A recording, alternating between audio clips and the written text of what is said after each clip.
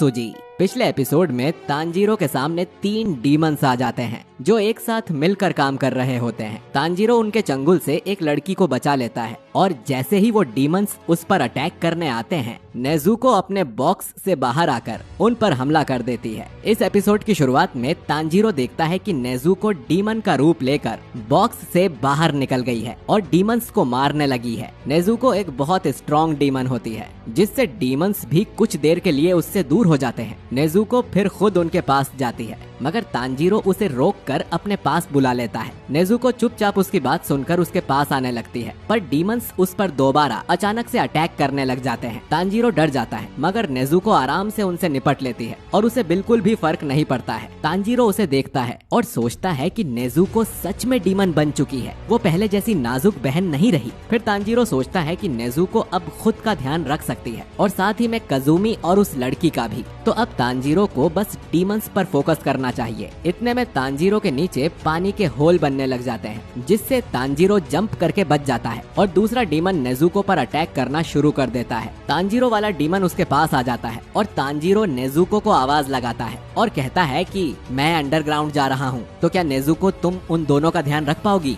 Nezuko उसे देखती रहती है जिस पर आगे तांजीरो कहता है कि मैं जानता हूँ तुम ये कर सकती हो, और ऐसा कहकर वो स्माइल करने लगता है जिससे नेजुको को कॉन्फिडेंस आ जाता है और वो भी तांजीरो को हाँ कर देती है। तांजीरो अब जमीन के अंदर स्वयं पोर्टल में चला जाता है और नेजुको बाहर एक डीमन से लड़ती है। जमीन के पीछे उन डीमंस की एक अलग दुनिया होती है जो एक समुद्र जैसी होती है और तांजीरो की सांस पानी की वजह से रुक जाती है। वो बहुत ही गंदा हरे कलर का पानी होता है और तांजीरो को वहाँ कुछ कपड़े दिखाई देते हैं जिससे उसे समझ आ जाता है कि ये उन बेकसूर लोगों के कपड़े हैं जिन्हें ये डीमंस खा गए हैं। उसे इस बात से बहुत गुस्सा आता है। वहीं 2 डीमंस तांजीरो को देखते हुए आपस में बात करते हैं कि तांजीरो ने इस जगह आकर गलती कर दी है क्योंकि ये उनका इलाका है जो उसके लिए बुरा साबित होगा। दोनों फिर तांजीरो की तरफ स्विम करते हुए आने लगते हैं। तांजीरो भी धीरे से कहता है कि इन डीमंस को मुझे अंडर एस्टिमेट नहीं करना चाहिए क्योंकि उसने माउंट सगिरी से बहुत कम सांस में जिंदा रहने की ट्रेनिंग की है और उसकी ट्रेनिंग बहुत टफ रही है, तो यहाँ उसका कोई कुछ नहीं बिगाड़ सकता। वो सोचता है कि अंडर वाटर आकर तो बल्कि मैं अपनी फुल पावर्स यूज कर सकता हूँ। तांजीरो फिर उन पर अटैक करने के लिए अपनी तलवार निकाल लेता है मगर दोनों डीमंस उसके पास आते ही दूर स्विंग कर लेते हैं और तांजीरो सोचता है कि पानी में ये लोग और भी ज्यादा तेज हो चुके हैं। पर तांजीरो खुद को फोकस्ड रखता है क्योंकि उसे बस एक बार उन डीमंस को कट करने की जरूरत होती है जिसके बाद वो मर जाएंगे। तांजीरो फिर अपनी वो टेक्निक इस्तेमाल करता है जिसमें उसने बिना जमीन के फोर्स के अटैक करना सीखा होता है। तांजीरो अब बस एक बार डीमंस के उसके पास आने का वेट करता है और जैसे ही डीमंस उस पर हमला करने उसके पास आते हैं, तांजीरो वाटर ब्रीदिंग का 6th फॉर्म व्हर्लपूल यूज करता है और अपने आसपास तलवार घुमाकर एक बवंडर बना देता है। दोनों डीमंस उस बवंडर में फंस जाते हैं और तलवार में आकर उनकी पूरी बॉडी के टुकड़े टुकड़े हो जाते हैं और यहाँ वो दोनों डीमंस का अंत हो जाता है। तांजीरो को फिर मेन डीमन के कोट का एक टुकड़ा दिखाई देता है जिसे वो पकड़कर सोचता है कि इन डीमंस ने लोगों के साथ बहुत बुरा किया है और फिर वो उस टुकड़े के साथ वापस बाहर आने का रास्ता ढूंढता है क्योंकि अब उसकी सांस भी रुकने लग जाती है। यहाँ जमीन पर नेजुको आखिरी डीमन से फाइट कर रही होती है और कजुमी और उस लड़की को बचाने की कोशिश करती रहती है। डीमन वापस स्वैम्प में जाने की कोशिश करता है मगर नेजुको उसे जाने नहीं देती। वो सोचता है कि इसे उस लड़के ने बहुत खून पिलाया है इसीलिए ये इतनी स्ट्रॉन्ग है, पर इसे अभी ज्यादा लड़ना नहीं आता है जिसकी वजह से डीमन समझ जाता है कि नेजुको को कैसे हराया जाए और एट लास्ट वो अपने पंजे से नेजुको के सिर पर मार देता है जिसके कारण नेजुको के सिर से खून बहना शुरू हो जाता है। नेजुको वहीं खड़ी रह जाती है जिससे डीमन उसे खत्म करने के लिए आगे बढ़ता है कि इतने में तांजीरो होल से बाहर निकलते हुए कहता है मेरी बहन से दूर रहो और फिर वो आकर उस डीमन के दोनों हाथ काट देता है। डीमन सोचता है कि ये तो अभी बच्चा है पर फिर भी इसने सबको हरा दिया। तांजीरो को डीमन में से सड़ी हुई बदबू आती है जिससे वो पूछता है कि तुमने आज तक कितने लोगों को खाया है? डीमन इस पर जवाब देता है कि मैं लड़कियों को उनके भले के लिए खाता हूँ क्योंकि 16 की उम्र के बाद उनका टेस्ट खत्म हो जाता है। वो आगे कुछ कहता उससे पहले ही तांजीरो उसके मुंह पर तलवार मारकर उसे चुप करा देता है। फिर तांजीरो डीमन से पूछता है कि तुम मुजान किबुत्सुजी के बारे में क्या जानते हो? डीमन ये नाम सुनकर घबरा जाता है और डर के मारे कांपने लगता है और उसे फ्लैशबैक में मुजान का चेहरा दिखाई देता है जो उसे चुप रहने का इशारा करता है। वो फिर एकदम से चिल्लाता है और कहता है कि मैं तुम्हें कुछ नहीं बता सकता, समझे? उसे फिर से वही हाथ दिखाई देता है जिसने अब उसका गला पकड़ रखा है। असल में वो हाथ मुजान का ही होता है और वो इस डीमन को जान से मारने की धमकी देकर कहता है कि तुम मेरे बारे में किसी को कुछ नहीं बता सकते, मेरी नजर हमेशा तुम पर रहेगी।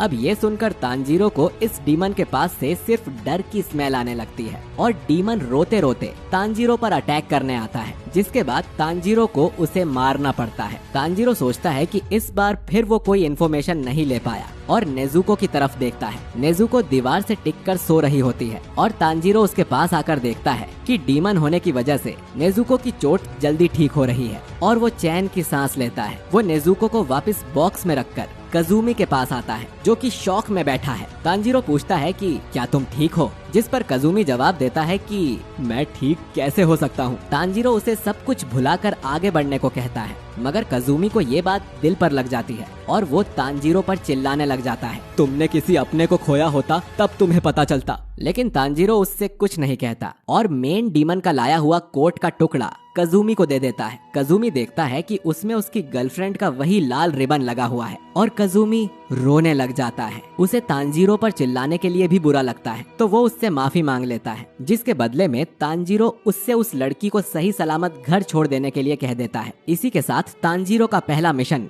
खत्म हो जाता है और वो नेजुको के साथ आगे के सफर पर जाने लगता है। अगली सुबह तांजीरो को कासुगाई क्रो दिखाई देता है जो कि तांजीरो की तरफ आ रहा होता है। वहीं तांजीरो खुद से बात कर रहा होता है कि न जाने मुजान ने कितने बेचारे लोगों की जान ली है और मासूम लोगों को डीमन बना दिया है। उसका कासुगाई क्रो उसके पास आता है और कहता है, तुम्हें अपने अगले मिशन के लिए टोक्यो जाना है क्योंकि वहाँ किसी डीमन ने आतंक मचा कर रखा है। तांजीरो कहता है, अभी मेरा पहला मिशन खत्म हुआ है तो क्या मुझे इतनी जल्दी दूसरा मिशन भी मिल गया है? और कासुगाई क्रो उसे इग्नोर करते हुए उसे वहाँ जल्दी पहुँचने के लिए कहने लग जाता है। रात होने तक तांजीरो टोक्यो पहुँच चुका होता है और वो टोक्यो देखकर बहुत ज्यादा हैरान हो जाता है। वो कहता है कि मुझे बिल्कुल नहीं पता था कि टोक्यो इतना एडवांस शहर बन चुका है। रात के टाइम भी यहाँ इतना उजाला है, इतने सारे लोग घूम रहे हैं और बिल्डिंग्स भी इतनी ऊंची बन चुकी है। आखिर ये कब हुआ? नेजुको भी बॉक्स के बाहर ही तांजीरो के साथ चल रही होती है और तांजीरो को कुछ ही देर में वहाँ चक्कर आने लग जाते हैं। उसे समझ नहीं आता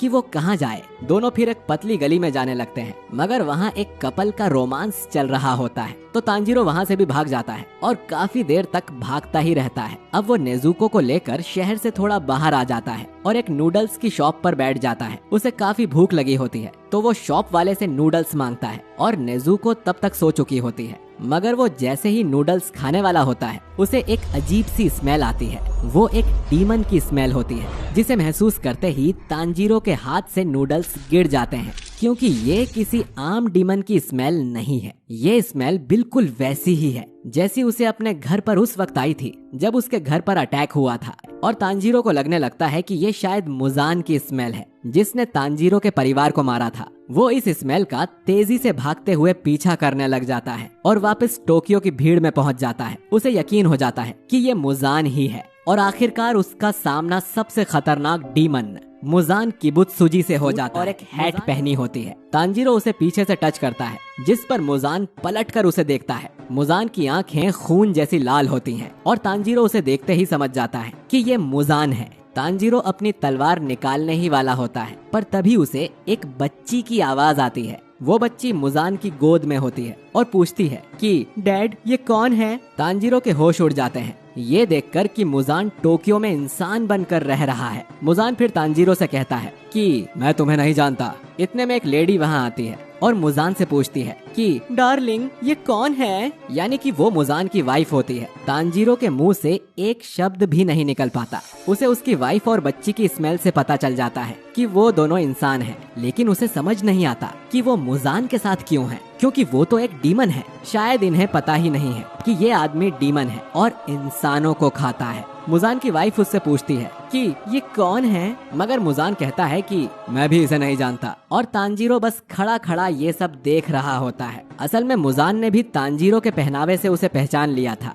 कि ये एक डीमन स्लेयर है। तभी मुजान अपने हाथों से नाखून निकालता है और रास्ते में चलते एक आदमी की गर्दन खरोंच देता है। उस आदमी को दर्द होता है, जिस पर उसकी वाइफ पूछती है कि उसे क्या हुआ, पर वो कुछ नहीं कह पाता और देखते ही देखते वो आदमी भी डीमन बन जाता है। तांजीरो ये देखकर कुछ कर पाता इससे पहले ही वो आदमी अपनी ही वाइफ का कंधा काट कर उसे खाना शुरू कर देता है। तांजीरो खड़ा रह जाता है और मुजान ने अपनी पहली चाल चल दी थी और ये एपिसोड यहीं पर एंड हो जाता है।